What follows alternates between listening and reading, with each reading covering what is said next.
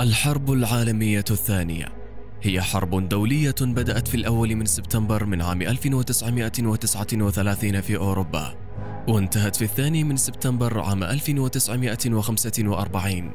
شاركت فيها وتأثرت بها الغالبية العظمى من دول العالم، منها الدول العظمى في حلفين عسكريين متنازعين هما قوات الحلفاء ودول المحور، كما إنها الحرب الأوسع في التاريخ، وشارك فيها بصورة مباشرة أكثر من 1,000,000 شخص من 30 بلداً. وقد وضعت الدول الرئيسية كافة قدراتها العسكرية والاقتصادية والصناعية والعلمية في خدمة المجهود الحربي.